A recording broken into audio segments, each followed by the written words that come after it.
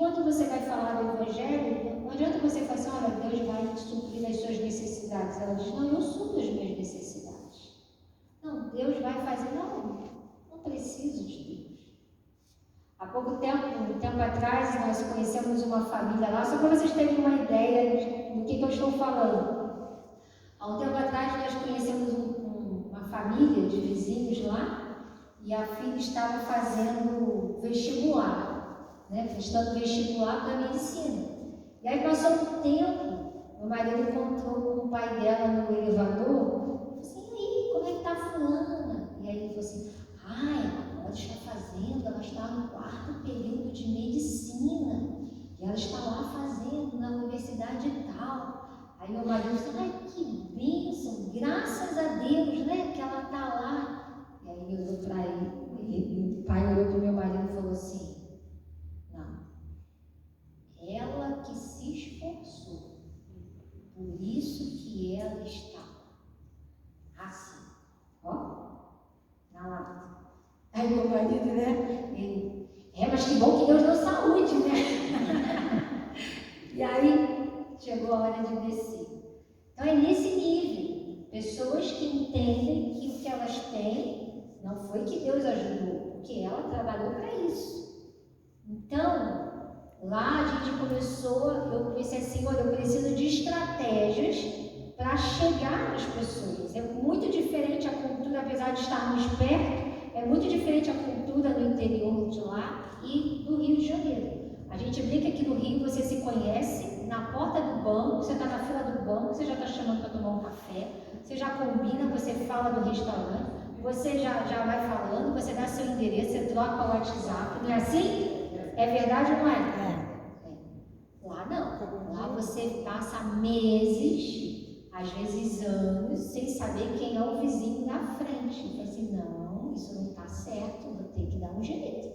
E aí, quando nós mudamos para lá, eu já contei isso aqui uma vez, eu começava a levar o meu lixo fragmentado. Eu ia de pouquinho em pouquinho e levava no elevador. Para quê? Para eu ter a oportunidade de encontrar pessoas. E aí, lá no prédio, eu já comecei, né, a criar o meu ministério de fazedora de café. Então, por quê? Porque a pessoa se mudava, assim, que bom que você está mudando, se você precisar de alguma coisa e tal.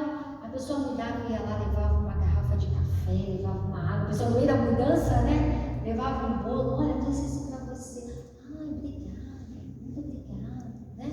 Aí a pessoa ficava constrangida, ela falava assim, olha, quando eu terminar de arrumar a casa, eu vou te chamar para tomar um café aqui em casa. Eu falei, com certeza eu venho, né? Aí a pessoa diz, meu Deus, vou ter que abrir. E assim a gente tem feito. Mas por que eu estou falando isso? Porque é uma das formas que nós encontramos de começar a chegar nessas pessoas. Então, por que eu estou falando isso? Porque é algo para a gente pensar. Como pregar e falar, muitas das vezes sem a Bíblia.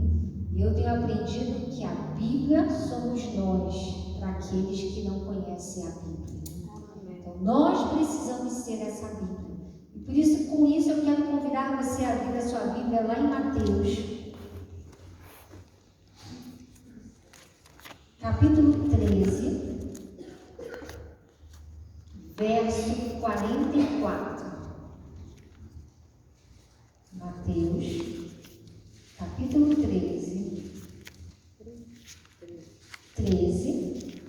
verso 44. Não, tá certo. Eu estou em Marcos, gente.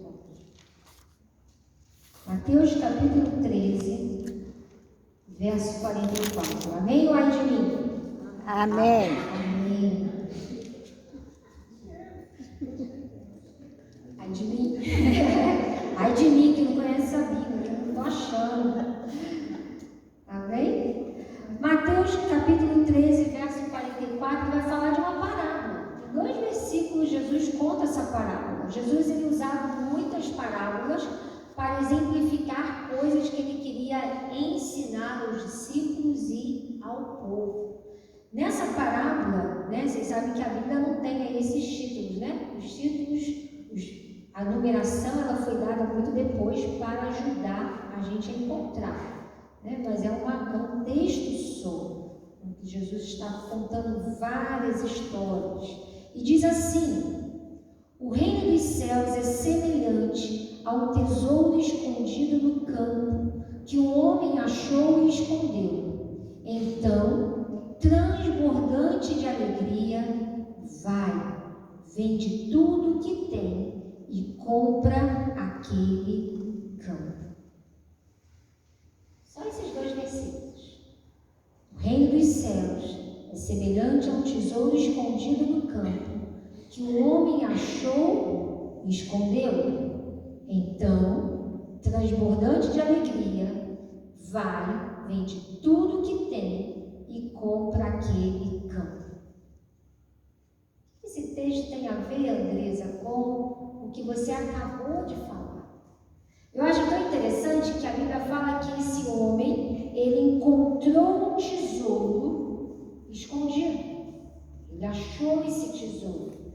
Naquela época era muito comum que as pessoas enterrassem os seus tesouros, né? E guardassem. Ela não tinha banco, ela não tinha um cofre.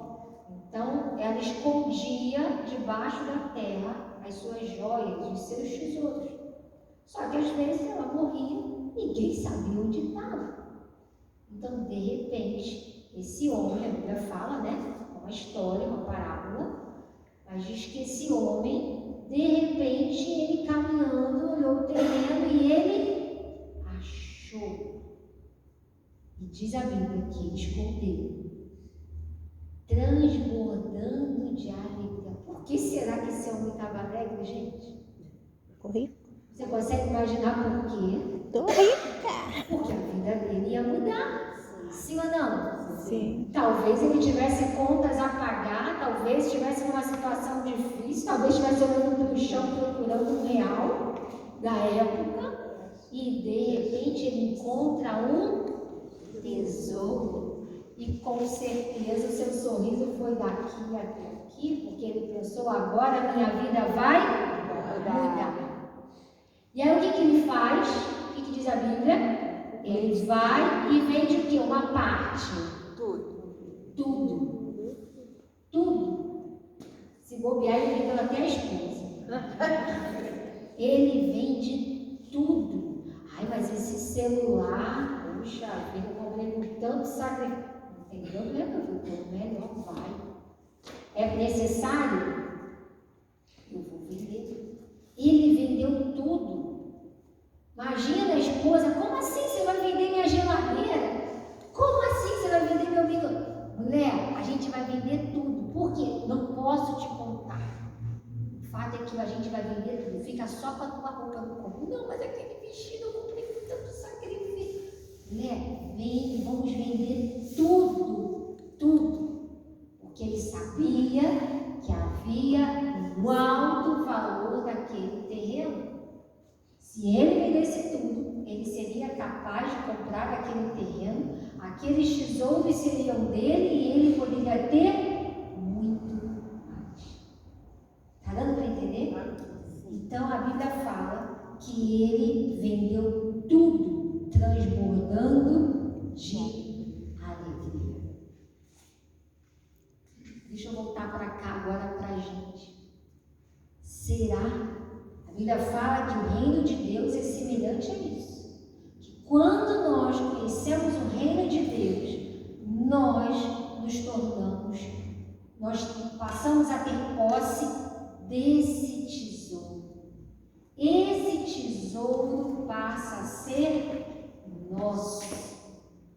E a grande pergunta que eu quero fazer hoje, nessa noite, é: será que nós somos conhecidas e reconhecidas como aquelas que encontraram o tesouro que é Jesus? Será que esse mesmo sorriso que a gente teve na hora que a gente imaginou esse tesouro é o mesmo sorriso que a gente tem quando a gente pensa que Jesus está no nosso coração? Será que nós somos capazes de vender tudo para ter Jesus no nosso coração? Mas eu já entreguei a minha vida para Jesus. aí tem mais um detalhe, que Jesus nos convida não apenas a recebê-lo, mas a recebê-lo como nosso Senhor. O Senhor, Ele é dono de tudo. Se nós reconhecemos Jesus como nosso Senhor, Ele passa a ser dono de tudo que eu tenho, de tudo que eu sou. E se Ele é dono de tudo que eu tenho, de tudo que eu sou, o que eu sou para Ele? É a grande pergunta. O que eu sou para Jesus? Será que eu tenho sido? Eu fico imaginando esse homem, provavelmente aquela esposa, estou imaginando, tá, gente? A Bíblia não fala isso, não. Minha mente vai, né, viajando assim. 2 versículos dá para a gente ir longe. E eu fico imaginando essa mulher falando assim: vou vestir. Aquela minha, meu anel, aquele meu anel. E agora ele disse: mulher, nem te conto. Vou te mostrar o que tem nesse terreno, que agora é nosso. De repente ali tinham outros anéis, ali haviam outras joias. E agora ela podia desfilar, não com um anelzinho como esse que eu estou aqui, ó, que nem a pedrinha já até caiu. Agora ela podia botar aquele. Agora ela podia mostrar. Está entendendo? Agora ela tinha algo maravilhoso para mostrar. Ela tinha um tesouro. Ela tinha um tesouro. A grande pergunta é: será que nós estamos sendo reconhecidas por esse tesouro que a gente tem? E uma pergunta que ainda vai além: será que nós estamos dispostas a, sabendo, com alegria, porque a Bíblia fala que esse homem, ele transbordante de alegria, vai e vem de tudo. Ele achou o tesouro. E aí ele fala assim: então eu tenho uma decisão a fazer, eu vou vender tudo. E se no meio do caminho ele desistisse de vender? Se no meio do caminho ele estava pensando: como que a gente fazer disso? Não vai dar para comprar um terreno. Talvez a gente possa estar vivendo isso. A gente encontrou o tesouro que é Jesus, mas às vezes a gente não está disposto a abrir mão de algumas coisas para ter esse tesouro que é Jesus.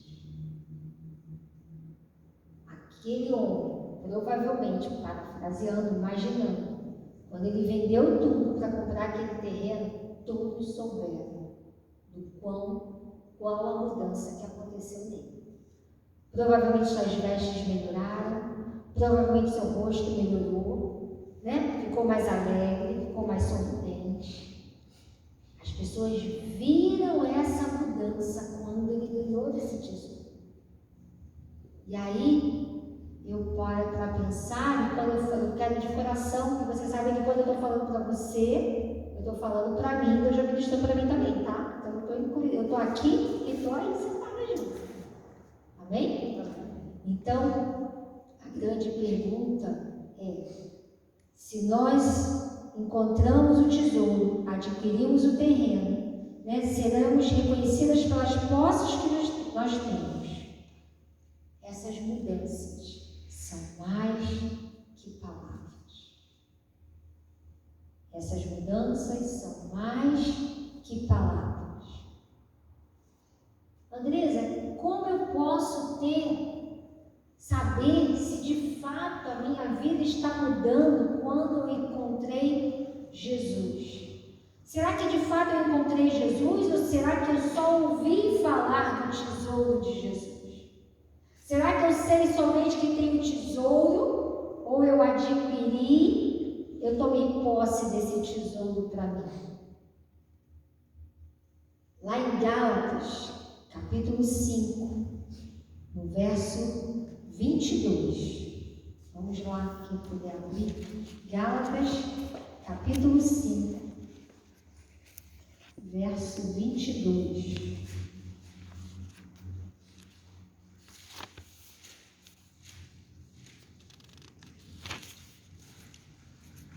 Gálatas 5, verso 22 fala já o que com certeza a gente leu. Fala do fruto do Espírito. E fala assim: Aliás, vou ler um pouquinho antes, lá no finalzinho do verso 21, fala sobre o fruto da carne. E ele fala assim, Paulo fala: declaro a vocês, como antes já os preveni, que os que praticam tais coisas, ou seja, os frutos da carne, o fruto da carne, não herdarão o reino de Deus. Vamos lembrar, a gente quer herdar o reino de Deus, o tesouro. A gente quer esse tesouro que é o reino de Deus. Então ele diz assim, Paulo fala assim: mas o fruto do Espírito é amor, alegria, paz, longanimidade, benignidade, bondade, fidelidade, mansidão, domínio próprio. Contra estas coisas não há lei. E aí lá no verso 25 fala assim: se vivemos no Espírito, andemos também no Espírito. Você quer saber se você está mostrando esse tesouro? É simples, é um desafio. O fruto do Espírito está em mim? Se está, se não está, vamos lá. Se não está, a gente vai procurar. Se não está, nós vamos desenvolver. O fruto do Espírito é algo que deve ser desenvolvido em nós. Se a gente quer saber, se a gente quer saber se as pessoas estão, se a gente pode pregar, lembra que eu falei no início disso? Pregar sem utilizar a Bíblia, mas pregar usando a nossa própria vida. A nossa vida vai ser uma Bíblia ambulante. Como é que as pessoas vão ver isso? Elas vão ver quando elas verem os frutos. Amém. Glória a Deus. Amém? Já viu um pé de tangerina?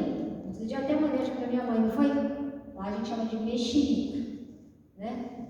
Eu olhei de longe e falei: olha que lindo, o que é isso? Para o carro, eu quero ver. Eu fui chegando e falei: olha, pé de mexerica. Eu tirei até foto, não foi? Eu mandei para minha mãe. Eu nunca tinha visto um pé de mexerica, achei lindo. Aliás, vi vários. Era uma plantação. Sabe? Não adianta dizer para aquele pé: não, você é de maçã. É de maçã? Não. O fruto, pelo fruto conhecereis a árvore. Não é assim que a Bíblia fala? Qual é o fruto? Qual é o fruto que nós estamos gerando? Oh, glória, aleluia. Será que são frutos da carne ou é o fruto do Espírito? Uma coisa é a gente falar, outra coisa é a gente viver. Verdade. Queridos, o mundo está cansado das nossas palavras. O mundo está cansado de ficar ouvindo a gente, me perdoe falar isso, mas está cansado de ficar ouvindo a igreja, os crentes, sabe? Ficar falando: eu defendo isso, eu defendo aquilo. A Bíblia fala que nós vamos ser reconhecidos pelo amor uns pelos outros. Quer dizer, Andresa, que a gente não tem que ter valores? Não estou falando isso. Quer dizer que a gente não tem que defender algumas coisas? Não estou falando isso. Mas o mundo tem que nos conhecer não pelas bandeiras que a gente levanta, mas pelo amor. Amém. Glória a Deus. Pelo fruto do Espírito que há em nós. Amém. Amém. Se há o fruto do Espírito, se há amor, longanimidade, benignidade, paciência, se há tudo isso, as pessoas vão olhar: então essa bandeira que ela levanta tem lógica. Entende? É por aí. Não adianta a gente defender a bandeira de não ter aborto, mas a gente condenar aquele que já está vivo.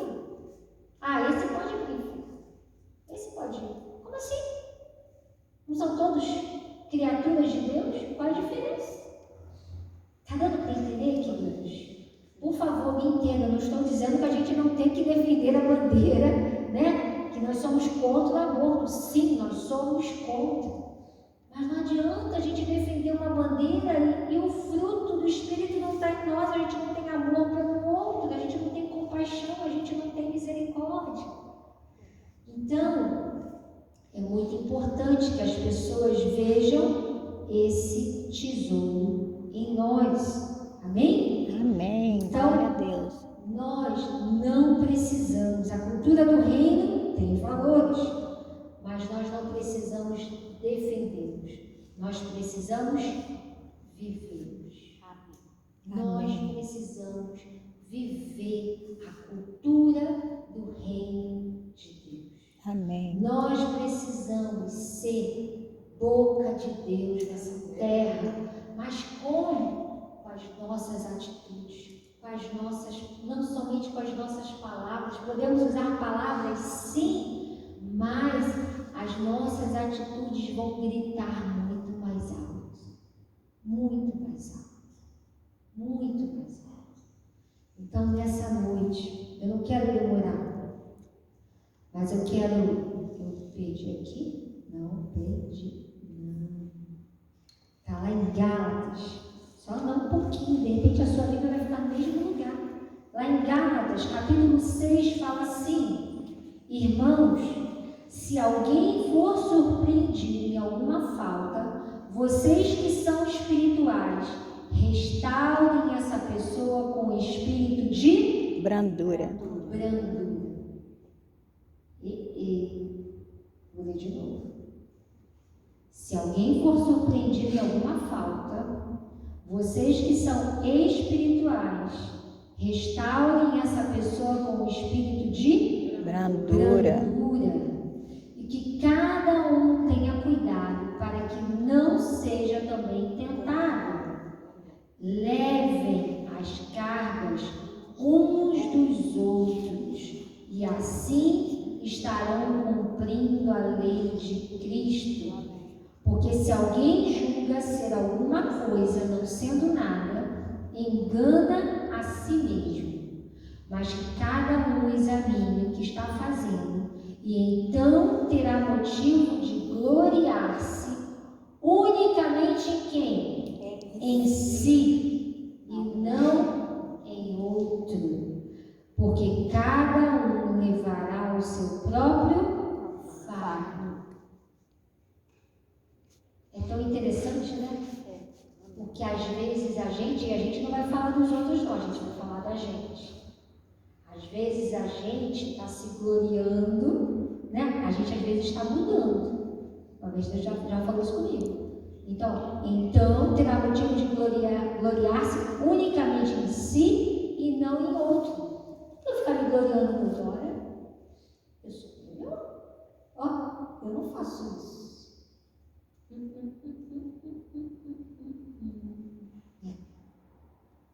A gente precisa se gloriar em nós. Não, mas agora não.